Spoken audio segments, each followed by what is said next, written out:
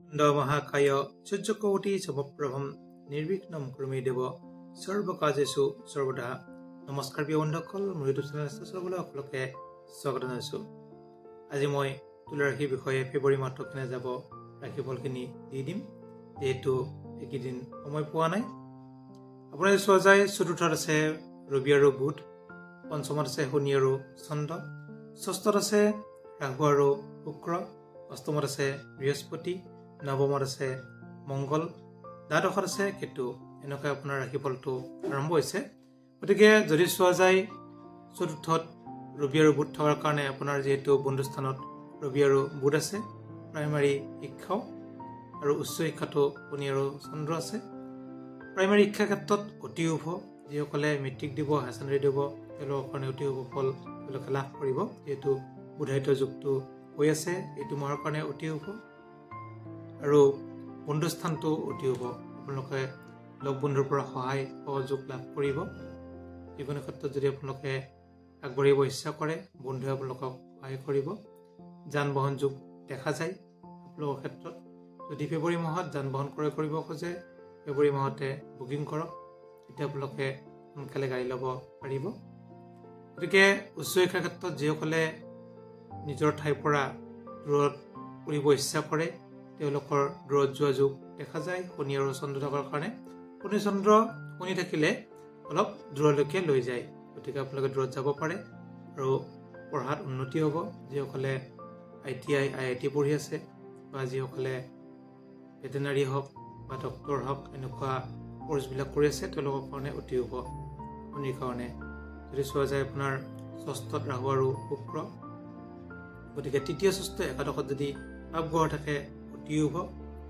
শুভ গ্ৰহ থাকিলেও কিছু শুভ ফলে প্ৰদান কৰে, কিন্তু শুক্ৰ যদিও অশুভ, কিন্তু শুক্ৰ যিহেতু তুংগ হৈছে, তুংগ হোৱাৰ কাৰণে স্বাস্থ্যত অতি শুভ ফল লাভ কৰিব।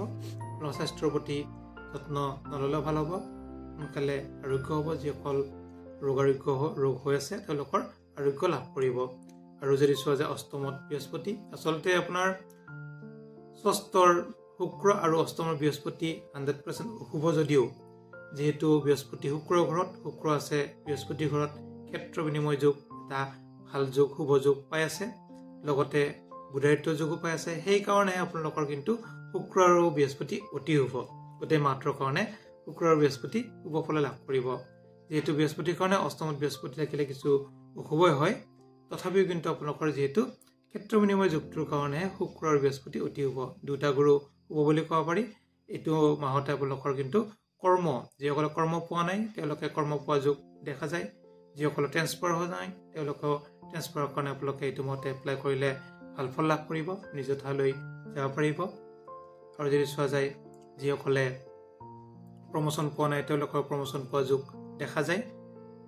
আপোনালোকে যদি চোৱা যায় নৱমত আছে মংগল, ভাগ্যত অতি শুভ। যিসকলৰ মাটি বাৰী কামবিলাক আছে তেওঁলোকে মাটি বাৰী কামবিলাকত আগবাঢ়িব পাৰে, সোনকালে মাটি বাৰী কামবিলাক আগবাঢ়িব আপোনালোকৰ।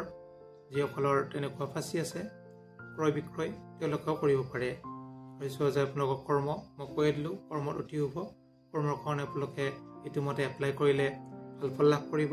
অধিপতি হিচাপে চন্দ্ৰ, যিসকলে যিকোনো কৰ্মত আগবাঢ়িলেও, যিসকলে পানীৰ ব্যৱসায় কৰে বা পানীৰ ব্যৱসায় কৰিম বুলি ভাবি আছে, তেওঁলোকে পাৰিলে এইটো মাহতে আৰম্ভ কৰক, নাইবা এইটো মাহত আপোনালোকৰ পানী ব্যৱসায়ীসকলৰ ভাল ফল লাভ কৰিব।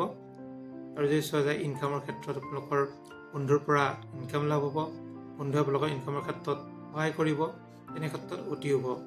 দ্বাদশত কেতু থকাৰ কাৰণে কিছু লোকৰ খৰচ বৃদ্ধি যোগ, টকা পইচাৰ ক্ষেত্ৰত অকণমান অশুভ হ'ব পাৰে, কিছু অভাৱ অনটন হ'ব পাৰে, কিন্তু চিন্তা কৰাৰ কোনো কাৰণ নাই, যিহেতু এটা মাহৰ পিছত আপোনালোকৰ টকা পইচাৰ ক্ষেত্ৰত অতি শুভ ফল লাভ কৰিব। ধন টকা পইচা অহা যোগো দেখা যায়। এই যদি চাওঁ প্ৰতিকাৰ হিচাপে আপোনালোকে পাৰিলে কেতুৰ প্ৰতিকাৰ কৰিব। কেতুৰ মন্ত্ৰ আছে ওম হ্ৰিং ওং শ্ৰী কেতুৱে, এনেকুৱা যদি আপোনালোকে কেতুৰ মন্ত্ৰ পাঠ কৰে আপোনালোকে ভাল ফল লাভ কৰিব। আৰু যদি চোৱা যায় যিহেতু আপোনালোকৰ বাকীকেইটা গ্ৰহ শুভ বুলি ক'ব পাৰি, বৰ্তমান শুক্ৰ আৰু বৃহস্পতি শুভ কাৰণে বিশেষ প্ৰতিকাৰ কৰাৰ কোনো প্ৰয়োজন নাই। আৰু যদি কিবা সুধিবলগীয়া থাকে আপোনালোকে সুধিব পাৰে। ধন্যবাদ।